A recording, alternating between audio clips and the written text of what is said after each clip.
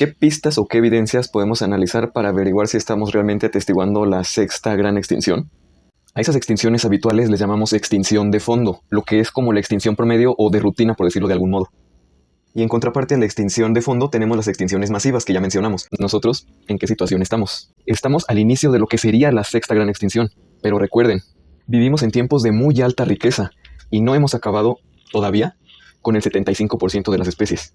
Es aquí donde juegan su papel estelar las especies en riesgo.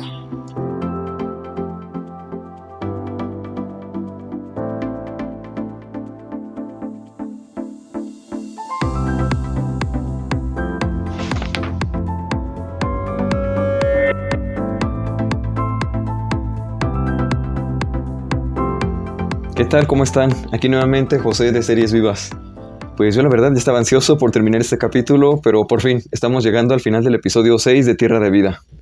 Ya hicimos un breve repaso al pasado y vimos que efectivamente estamos entrando en una sexta extinción en masa, pero estaba el asunto de las especies en riesgo, así que hoy toca ver el papel tan central que juegan en este asunto. Si cuando hablamos de especies extintas nos referimos a que en la Tierra ya no queda ni un solo ejemplar, ni siquiera en cautiverio, hay otras categorías que nos hablan de que hay especies que están en mayor o menor grado de peligro. Por ejemplo, de algunas ya no quedan ejemplares en la naturaleza, pero algunos pocos viven en laboratorios, zoológicos, jardines botánicos o acuarios. Se dice que están extintas en estado silvestre.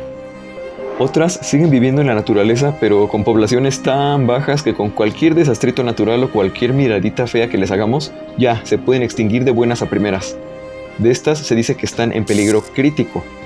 Y otras pues cuentan con números que están disminuyendo pero que todavía no están tan cerca del punto de no retorno. Son a las que llamamos especies en peligro y vulnerables. Y en general, al estar una especie en alguna de estas últimas tres categorías, se dice que está amenazada. Entonces es en todas estas especies en quienes debemos enfocarnos. Lo que le ocurra a las especies amenazadas en los próximos años es lo que hará la diferencia entre que hoy nosotros expresemos estamos entrando en la sexta extinción masiva y que nuestras generaciones futuras lean en sus libros alguna de las siguientes dos afirmaciones alternativas. En la primera mitad del siglo XXI estuvimos en la antesala de la sexta extinción masiva. O bien, nos quedan menos de un cuarto de las especies que hubo en siglos pasados, solamente aquellas que sobrevivieron a la sexta extinción masiva. Entonces, así como antes revisamos con dolor la lista de las extintas, ahora toca echar un vistazo al número de especies en peligro. La IUCN a la fecha ha evaluado el estado de conservación de más de 157.000 especies, y de ellas más de 44.000 están amenazadas de extinción. Las cifras son preocupantes sobre todo porque, como ya hemos dicho antes, estos son datos de grupos biológicos bien estudiados, generalmente vertebrados, plantas y algunos invertebrados selectos. Como es muy difícil tener un monitoreo que incluya todos los microbios, hongos y la mayoría de invertebrados, necesariamente esta cifra es una subestimación de la situación real. Los biólogos estamos conscientes de que ya muchas especies se han perdido antes de haber sido descritas o siquiera descubiertas. Entonces se podría decir que tenemos algo así como una deuda de extinción. O sea que por cada especie de la que tenemos certeza de su extinción o de su situación de peligro, hay no sabemos cuántas otras que también están al borde del abismo o ya confinadas a la historia de la Tierra. De las que solo se sabrá de su existencia miles de años después si acaso llegaron a dejar evidencia fósil. Pero bueno, como alternativa para no colapsar intentando dimensionar la magnitud del problema, tenemos a nuestras queridas amigas las estimaciones, ¿verdad? Cómo no, vayamos con otra estimación, esta vez la que se dio a conocer en el Informe de Evaluación Global sobre Biodiversidad y Servicios Ecosistémicos en 2019. Este reporte, generado por la plataforma IPBES de las Naciones Unidas, señala entre sus angustiosas conclusiones que más de 1 millón de especies se encontrarían en peligro de extinción debido a las acciones humanas. Y si este dato ya es de por sí escalofriante por lo que representa respecto a la diversidad global, un análisis publicado en 2023 en la revista científica PLOS ONE obtuvo resultados aún más drásticos. Este trabajo contó con la participación de más de 80 personas investigadoras de casi 70 instituciones académicas, y se enfocó en analizar las amenazas y niveles de riesgo de diversos grupos taxonómicos en el continente europeo, incluyendo bastante información sobre invertebrados y especialmente el grupo de los insectos, que sabemos que no siempre son evaluados con el suficiente peso que tienen para la biodiversidad. Lo que encontraron fue que el 24% de las especies de invertebrados de Europa podrían estar amenazadas de extinción, dato que, si se extrapola a escala mundial, representaría el doble de la cifra mencionada por Naciones Unidas. Es decir, serían no 1 millón de especies en riesgo, sino 2 millones. Sé que es difícil asimilar esta información, pero a pesar de ser un problema tan desalentador, algún provecho se le debe sacar a tantas cifras alarmantes, ¿no? Entonces veamos qué posibilidades se vislumbran para las décadas venideras. Considerando la información que ya hemos revisado, podemos hacer un poco de matemáticas simples, sencillitas, para saber qué tanto tiempo nos queda para evitar que este evento de extinción que estamos atravesando se consume como el sexto masivo. Recordemos de lo que vimos en el video anterior, que para ser un evento masivo debe abarcar un 75% de especies y que basándonos en datos bien documentados, hemos extinguido en 500 años a unas 900 especies, que desde la perspectiva de los vertebrados corresponderían a un 1%. Entonces, con una sencilla regla de 3 se puede tener una muy burda estimación del tiempo que nos falta. El 1% se ha perdido en 500 años, entonces el 75% ¿en cuántos? Multiplicamos 500 por 75 y obtenemos la módica cantidad de 37.500 años. Geológicamente eso no es nada, y recordemos que una extinción masiva puede ocurrir en alrededor de 2 millones de años, que sigue siendo muy poco a escala geológica.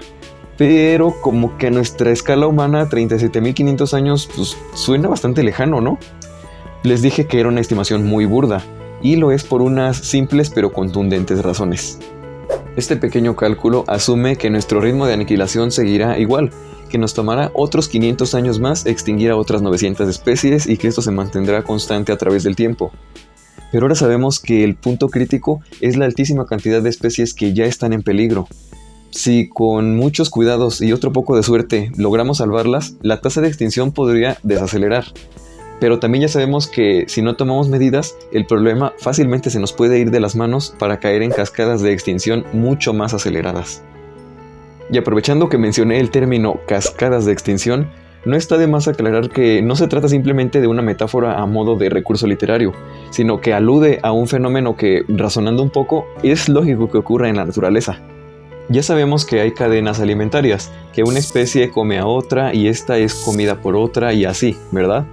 También se sabe que en realidad las interacciones en el ecosistema son complejas y forman redes tróficas que conectan unas especies con otras.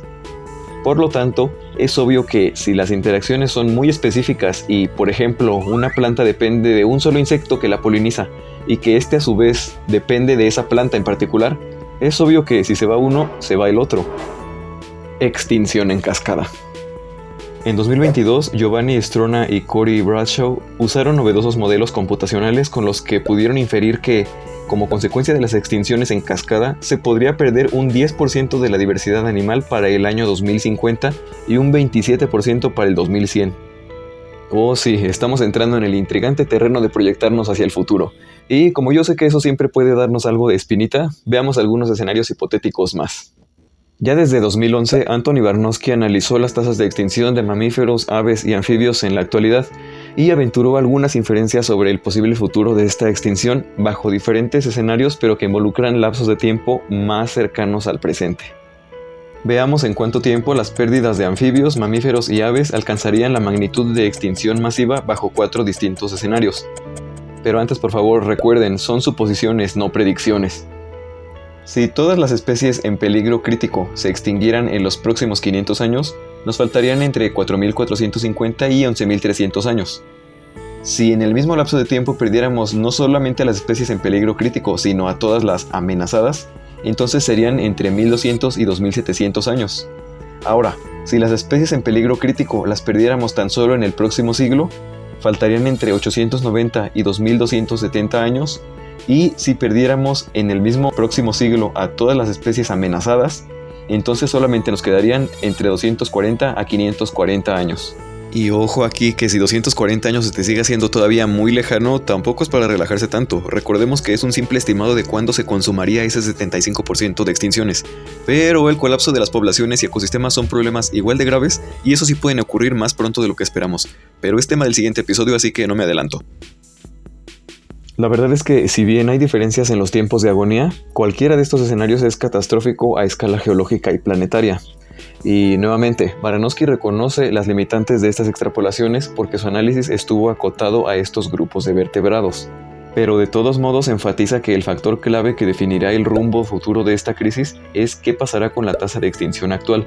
¿Será que decrecerá o por el contrario acelerará más y más y más hasta alcanzar la magnitud masiva?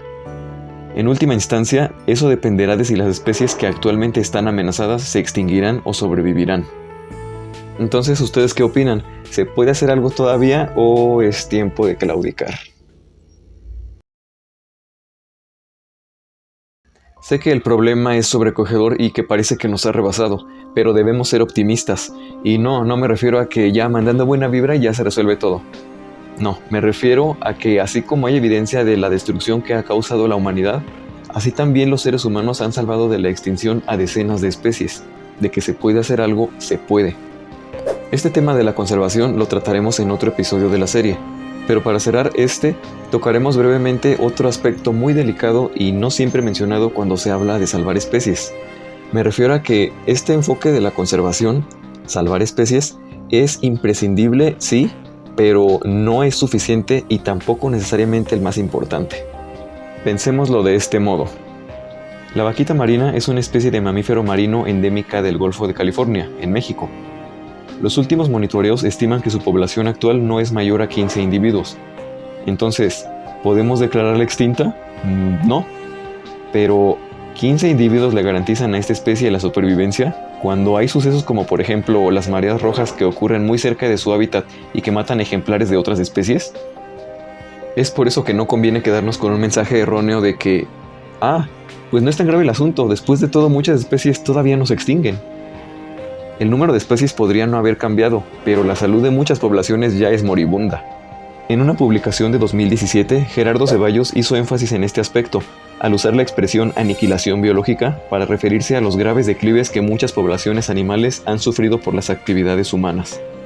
Lo que salta a la vista es que, a pesar de que las personas que hacen investigación son personas con emociones y puntos de vista, lo más habitual al publicar una investigación científica es usar un lenguaje neutral, objetivo, sin connotaciones que aludan a la moral. Y bueno, aniquilación biológica suena muy dramático, pero es que eso justamente nos está hablando de la gravedad del asunto. Cuando una investigación científica recurre a usar estos términos, su autor asume que puede ser polémico y generar críticas. Y sin embargo, pues eso es lo que está ocurriendo. Prácticamente la humanidad está aniquilando a las otras formas de vida con las que comparte este planeta. Y ojo, también hay otros motivos por lo que no es conveniente fijarnos solo en el número de especies. Pensemos en una situación hipotética.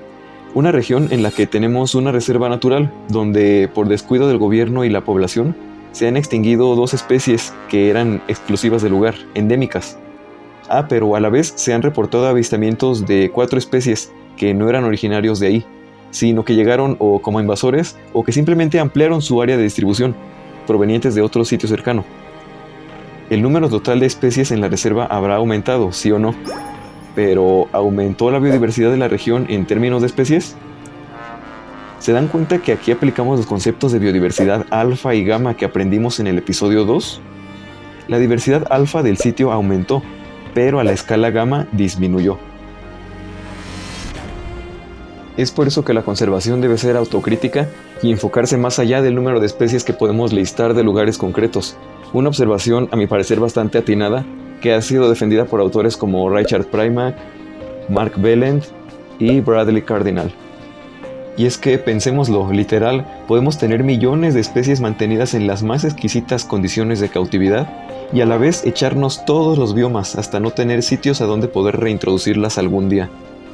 ¿Por qué creen que el ajolote de Xochimilco lo encontramos por millones en muchos laboratorios del mundo, pero no en los canales de donde es originario? ¿O qué esperanza tienen las ranas del Centro de Conservación de Anfibios de El Valle de Antón, en Panamá, de volver a la selva, si entrando en ella serán infectadas por el hongo invasor que originalmente las empezó a matar y que no ha podido ser erradicado? Son preguntas incómodas, lo sé, pero a la vez creo que son necesarias. Y también hay quien opina que ya basta de estar lidiando con estimaciones basadas en especies cuando la biodiversidad abarca mucho más allá. Por ejemplo, para Marcelino Fuentes de la Universidad de La Coruña, todos estos esfuerzos de medir las pérdidas de biodiversidad global son prácticamente inútiles, cuando lo importante es simplemente darse cuenta de que la biodiversidad en todos sus niveles está amenazada por diversos factores, de los que ya hablamos en el episodio 5 y que no están siendo atacados como se debería. Personalmente no concuerdo en que las estimaciones sean una pérdida de tiempo, pero también reconozco en que tiene razón al enfatizar que no llegaremos a ningún lado si los problemas de raíz no son atacados. ¿Todo lo anterior significa que estoy siendo pesimista? No. En el minuto señalado aquí les dije que debemos ser optimistas, pero lo que también debemos ser es realistas. Si solo hacemos esfuerzos de conservación para eternizar a las especies en laboratorios estériles, nos estamos olvidando de los otros niveles en los que se manifiesta la diversidad biológica, genes y ecosistemas. Como el tema de la degradación de los ecosistemas que conforman la biosfera lo trataré en el siguiente episodio de esta serie, cerraré el episodio actual con la siguiente recapitulación de los aspectos más importantes. 1. Sí, estamos en la antesala de una extinción masiva, la cual, 2. De consumarse, podría estar entre las peores de la Tierra. 3. Esta extinción está ocurriendo debido a nuestra especie, pero 4. Todavía podemos hacer que se quede solo en la antesala, para lo cual 5. Debemos atender la pérdida de biodiversidad más allá del nivel de especies. Así que, si ya se suscribieron al canal y dejaron su comentario expresando su opinión o su sentir respecto a la sexta extinción masiva, los leeré con mucho gusto y los espero en el siguiente episodio de esta serie Tierra de Vida, para hablar sobre la pérdida de poblaciones y biomas. Recuerda, aquí por Series Vivas, tu conexión con la biodiversidad.